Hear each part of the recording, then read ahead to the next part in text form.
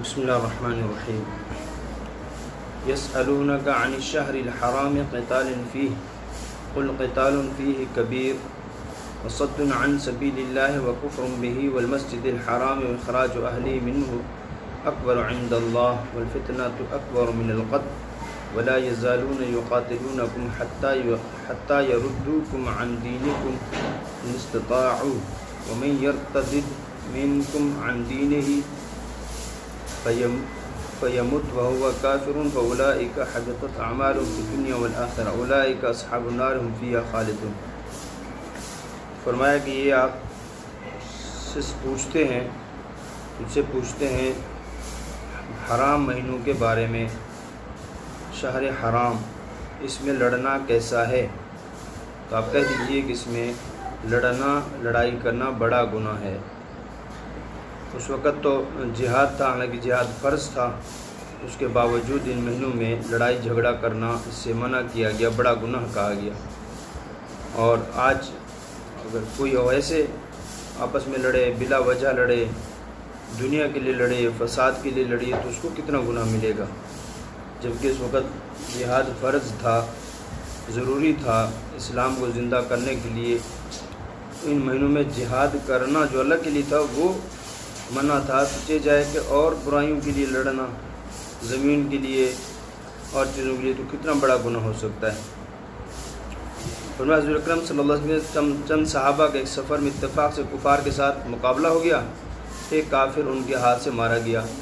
اس پر جو ہے انہوں نے حضور اکرم صلی اللہ علیہ وسلم کو یہ قصہ سنایا اور صحابہ کو جمادی الاولیٰ کی 30 تاریخ، یعنی تاریخ میں مغالطہ ہو گیا، تو وہ سمجھے کہ اس تاریخ یہ جو 30 ہے جمادی الاخری کی، اور آگے سے تاریخ جو تھی وہ تھی حرم مہینہ جو ہے محرم مہینہ شروع ہو گیا تھا، یعنی ذی الحجہ، ذی القعدہ بنتا ہے۔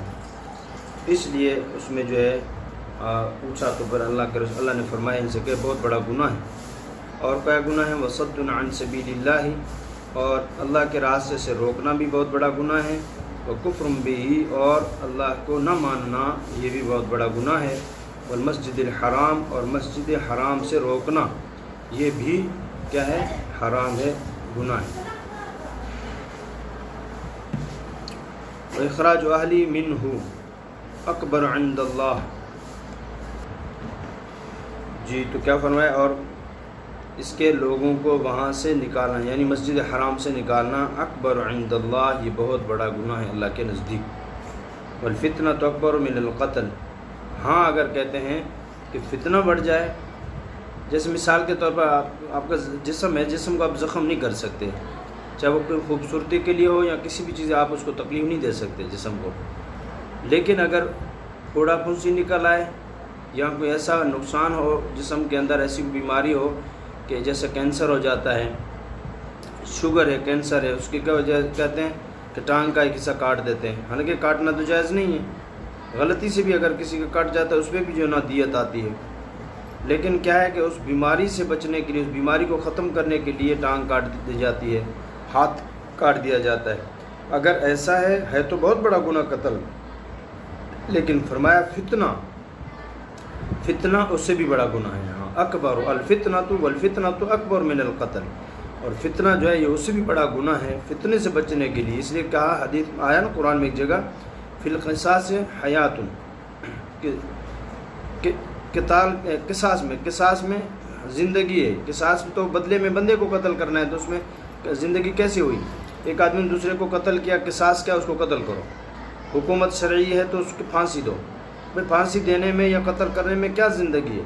یہ زندگی ہے کہ ایک بندے کو اگر اس کے بدلے میں قتل کیا جائے گا تو آئندہ سب کو سوچ سمجھ کے اگلا قدم اٹھائے گا کہ یہ جو میں قتل کروں میری جان جا سکتی، چوری کروں میرا ہاتھ کٹ سکتا ہے، اور کسی کو تکلیف دوں گا اس کے بدلے مجھے تکلیف ملے گی، تو سنسار کیا جاؤں گا وغیرہ وغیرہ۔ تو یہ چیزیں جب ہوں گی تو پھر یہ زندگی ہے، لوگوں کے لیے عزت بھی محفوظ ہوگی، زندگی بھی محفوظ ہوگی، اس لیے فرمایا۔ تو فتنہ جو ہے وہ قتل سے بھی بڑا گناہ ہے۔ ولا یزالون یقاتلونکم، اللہ نے فرماتے یہ جو کافر لوگ ہیں یہ تو آپ لوگوں سے لڑتے رہیں گے، کب تک لڑیں گے؟ یہاں تک کہ حتیٰ یردوکم، یہاں تک کہ تمہیں دین سے پھیر دے، تمہارے دین سے پھیر دے، عن دینکم، تمہارے دین سے پھیر دیں، یا تو تم پھر جاؤ یا یہ لڑتے رہیں گے، تمہیں چھوڑیں گے نہیں۔ وَمَن يَرْتَدِدْ مِنْكُمْ، ہاں اگر پھر تم میں سے کوئی پھر گیا اپنے دین سے، عن دین ہی اپنے دین سے، اور پھر مر جاوے اسی حالت میں، یعنی اس حال میں مرے کہ وہ کافر ہو، فَيَمُتْ وَهُوَ کافر، کفر کی حالت میں مرا ہے، تو فَأُولَٰئِكَ حَبِطَتْ أَعْمَالُهُمْ فِي الدُّنْيَا وَالْآخِرَةِ، پھر اگر اس نے ایمان کی حالت میں کوئی اعمال کیے ہیں تو سب کے سب دنیا اور آخرت میں ختم ہو جائیں گے، ضائع ہو جائیں گے۔ وَأُولَٰئِكَ أَصْحَابُ النَّارِ، اور یہ سب کیا ہیں؟ یہی ہیں وہ لوگ جو دوزخ والے ہیں، ہم فیہا خالدون، یہ دوزخ میں ہمیشہ رہیں گے۔ مرتد ہو گئے، اللہ کے دین کو چھوڑ دیا، کافروں کا دین اختیار کر لیا، اسی حالت میں مر گیا۔ ہاں اگر پھر ایمان لے آیا، مسلمان ہو گیا، تو پھر اس کے ساتھ اور معاملہ ہے۔ اور فرمایا ان الذین آمنوا، ہاں بے شک جو لوگ ایمان لائے، والذین ہاجروا، اور پھر اور جہاد ہجرت کی، اللہ کے لیے ہجرت کی جنہوں نے، وجاہدوا فی سبیل اللہ، اور لڑے اللہ کے راستے میں، اولئک یرجون رحمت اللہ، وہ امیدوار ہیں اللہ کی رحمت کے، واللہ غفور الرحیم، اور اللہ بخشنے والا مہربان ہے۔ جی تو فرمایا انجام ارتداد، اس کے ساتھ کیا ہوگا کہ اسی حالت میں اگر مر گیا تو سیدھا جہنم میں جائے گا۔ شہر حرام میں قتال کرنے کے بارے میں مسلمانوں کو جواب مذکور سن کر گناہ نہ ہونے کا تو اطمینان ہو گیا تھا، مگر اس خیال سے دل شکستہ تھے کہ ثواب تو ہوا ہی نہ ہوگا۔ آگے اس میں تسلی ہے کہ حقیقتاً جو لوگ ایمان لائے ہوں اور جن لوگوں نے راہ خدا میں ترک وطن کیا ہو اور جہاد کیا ہو، ایسے لوگ تو رحمت خداوندی کے امیدوار ہوا کرتے ہیں، یعنی ایسے نا امید نہ ہوں۔ یعنی وہ یہ سمجھے اس مہینے میں وہ جو صحابہ تھے نا، صحابہ جنہوں نے وہ بندے قتل ہوئے اور اس میں انہوں نے جو وہ آخری مہینے جمادی الاخری کے آخری مہینہ آخری دن سمجھ کر قتال کیا تھا، جب پتہ چلا کہ وہ کیا تھی، وہ جو ہے ان مہینوں کی پہلی تاریخ تھی جن میں جہاد منع تھا، اب وہ پریشان ہو گئے کہ اب یہ جو ہمارے محنت کی اتنی ساری اس کا ثواب بھی نہیں ملے گا۔ اللہ نے فرمایا ایسا نہیں ہے، تم نے جو اللہ کے لیے لڑائی کی ہے، جھگڑا کیا ہے، وہ ضائع نہیں ہوتا، وہ تمہیں اجر ملے گا۔ اور ایسے لوگ جو ہوتے ہیں ایمان والے، وہ اللہ کی رحمت سے نا امید نہیں ہوتے۔ یسألونک عن الخمر والمیسر، اور فرمائے پوچھتے ہیں شراب کا حکم اور جوئے کا حکم، قل فیہما اثم کبیر ومنافع للناس اثمہما اکبر من نفعہما، فرمائے آپ سے پوچھتے ہیں شراب کے بارے میں اور جوئے کے بارے میں، تو آپ اسے کہہ دیں ان دونوں میں بہت بڑا گناہ ہے، ان دونوں میں بہت بڑا گناہ ہے۔ البتہ اس میں لوگوں کے لیے نفع بھی ہے، اس میں لوگوں کے لیے نفع بھی ہے، لیکن ان کا نفع اثمہما اکبر من نفعہما، البتہ ان کا گناہ جو ہے وہ نفع سے زیادہ ہے، گناہ نفع سے زیادہ ہے۔ تو فرمایا نفع ہے لوگوں کے لیے لیکن گناہ اس کے نفع سے زیادہ ہے۔ تو صحابہ کرام کے سوالات اور ان کے جوابات کا سلسلہ اس صورت میں بیان ہو رہا ہے۔ اس میں یہ بات آیت بھی ہے، اس میں شراب اور جوئے کے متعلق صحابہ رضوان اللہ علیہم کے سوال اور اللہ تعالیٰ کی طرف سے جواب، یہ دونوں مسئلے نہایت اہم ہیں، اس لیے کسی قدر تفصیل کے ساتھ ان کی پوری حقیقت اور کام کا احکام سنیں گے۔ جی ابتدا اسلام میں عام رسوم اور جاہلیت کی طرح شراب خوری بھی عام تھی۔ جب رسول اللہ صلی اللہ علیہ وسلم ہجرت کر کے مدینہ تشریف لائے تو اہل مدینہ میں بھی شراب اور قمار یعنی جوا کھیلنے کا رواج تھا۔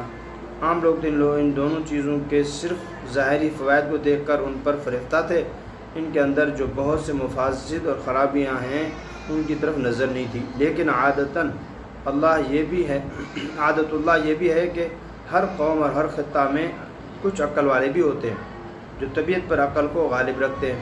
تو طبعی خواہش اگر عقل کے خلاف ہو تو وہ اس خواہش کے پاس نہیں جاتے۔ اس معاملے میں نبی کریم صلی اللہ علیہ وسلم کا مقام تو بہت ہی بلند تھا کہ جو چیز کسی وقت حرام ہونے والی تھی آپ کی طبیعت اس سے پہلے ہی نفرت کرتی۔ صحابہ رضوان اللہ اجمعین میں بھی کچھ ایسے حضرات تھے جنہوں نے حلال ہونے کے زمانے میں بھی کبھی شراب کو ہاتھ نہیں لگایا۔ مدینہ طیبہ پہنچنے کے بعد حضرات صحابہ کو ان کے مفاسد کا زیادہ احساس ہوا۔ حضرت فاروق اعظم رضی اللہ عنہ اور معاذ ابن جبل رضی اللہ عنہ اور چند انصاری صحابہ اسی احساس کی بنا پر حضرت صلی اللہ علیہ وسلم کی خدمت میں حاضر ہوئے، عرض کیا کہ شراب اور قمار انسان کی عقل کو بھی خراب کرتے ہیں اور مال بھی برباد کرتے ہیں، ان کے بارے میں آپ صلی اللہ علیہ وسلم کا کیا ارشاد ہے؟ اس سوال کے جواب میں آیت مذکورہ نازل ہوئی۔ یہ پہلی آیت ہے جس میں شراب اور جوئے سے مسلمانوں کو روکنے کا ابتدائی قدم اٹھایا گیا۔ کچھ لوگوں کے ظاہر ہے کہ ظاہری فوائد، نشہ آنا یا اس کی طبیعت کو بحال کرنا ان کا ایک تھا، پھر خرید و فروخت، کاروبار، پیسہ کمانا، یہ چیزیں بھی تھی، تو اس وجہ سے یہ نفع وغیرہ بھی تھے، تو لیکن اللہ نے کیا کہا اس کا نقصان نفع سے بہت زیادہ ہے، گناہ اس کا بہت زیادہ ہے، اس لیے اللہ نے اس کو حرام قرار دے دیا۔ حضرت عمر رضی اللہ کبھی بھی کہتے ہیں اس کو پسند ہی نہیں فرماتے تھے، اور کبھی جو ہے اس کے قریب گئے بھی نہیں ہیں، کبھی انہوں نے استعمال بھی نہیں فرمائی۔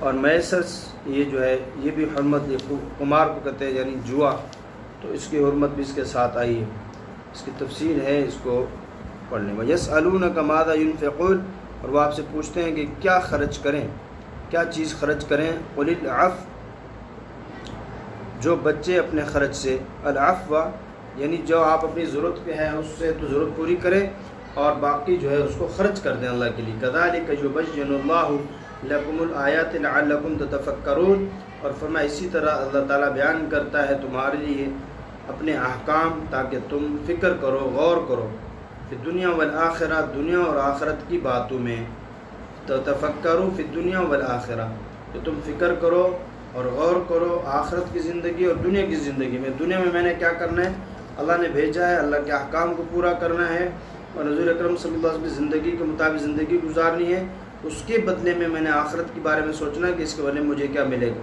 اگر اچھے اعمال ہوں گے، خیر کی باتیں ہوں گی تو آخرت میں بھلائی ہوگی، ورنہ نقصان ہوگا۔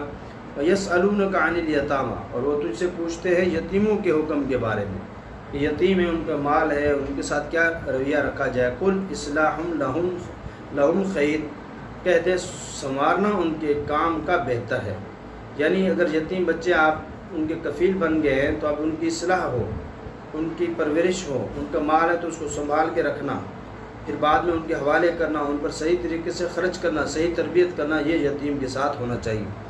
وَإِن تُخَالِطُوهُمْ فَإِخْوَانُكُمْ، اگر ان کا خرچہ ملا لو تو وہ تمہارے بھائی ہیں۔ بعض دفعہ ایک ہی گھر میں رہتے ہیں، اب خرچہ جو ہے ان کی مال بھی ہے، آمدنی ہے، اور جو ہے اپنی بھی ہے، تو ان کو ملا لیں، ساتھ خرچ کرتے رہے ان پر بھی، اور اس میں سے خود اپنے لیے بھی استعمال کرتے رہے۔ واللہ یعلم المفسد من المصلح، اللہ تعالیٰ جانتا ہے خرابی کرنے والے اور سنوارنے والے کو، یعنی اس کو اللہ جانتا ہے کہ کون فساد مچانے والا ہے، کون خیر پھیلانے والا ہے۔ وَلَوْ شَاءَ اللَّهُ لَأَعْنَتَكُمْ، اور اگر اللہ چاہتا تو تم پر مشقت ڈالتا۔ ہاں، اللہ تعالیٰ ہمیشہ کہتے ہیں یسروا ولا تعسروا، آسانیاں پیدا کرو، مشکل پیدا نہ کرو۔ ان اللہ عزیز الحکیم، کہ اللہ بے شک اللہ زبردست حکمت تدبیر والا ہے، زبردست ہے، تدبیر والا ہے۔ یعنی اگر اللہ چاہتا تو تم پر مشقت ڈالتا، اللہ نے تم پر مشقت نہیں ڈالی۔ وَلَا تَنْكِحُوا الْمُشْرِكَاتِ حَتَّى يُؤْمِنَّ، فرمایا مشرکات، مشرکین عورتوں سے نکاح نہ کرو یہاں تک کہ وہ ایمان لے آئیں۔ وَلَأَمَةٌ مُؤْمِنَةٌ خَيْرٌ مِّن مُشْرِكَةٍ وَلَوْ أَعْجَبَتْكُمْ وَلَا تُنْكِحُوا الْمُشْرِكِينَ حَتَّى يُؤْمِنُوا وَلَعَبْدٌ مُؤْمِنٌ خَيْرٌ مِّن مُشْرِكٍ وَلَوْ أَعْجَبَكُمْ أُولَٰئِكَ يَدْعُونَ إِلَى النَّارِ وَاللَّهُ يَدْعُو إِلَى الْجَنَّةِ وَالْمَغْفِرَةِ بِإِذْنِهِ وَيُبَيِّنُ آيَاتِهِ لِلنَّاسِ لَعَلَّهُمْ يَتَذَكَّرُونَ، اور فرمایا کہ اور البتہ لونڈی مسلمان بہتر ہے مشرک بیوی سے۔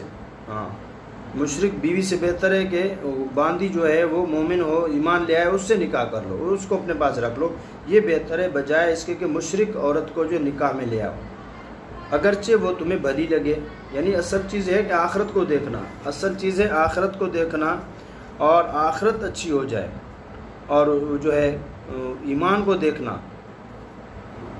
وہ باندی ہے، جیسے حضرت بلال رضی اللہ غلام تھے، اللہ نے وہ کام لیا ان سے، اور ساری زندگی مؤذنین کی سردار بنا دیے گئے، اور قیامت کی جنت میں جو ہے حضور کی اونٹنی کی نکیل پکڑ کے جا رہے ہوں گے۔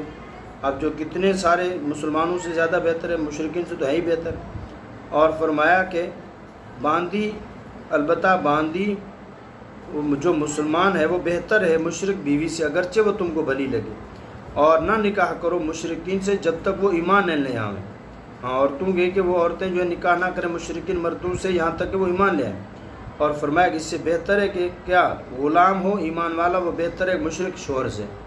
ایک مشرک آزاد ہے اس سے نکاح کرو، وہ مشرک بہتر ہے کہ آپ ایک غلام جو کہ ایمان والا اس سے کر لو، اگرچہ وہ مرد آپ لوگوں کو اچھا لگے، یعنی ایک ہے کہ وہ مرد پسند ہے لیکن چونکہ مشرک ہے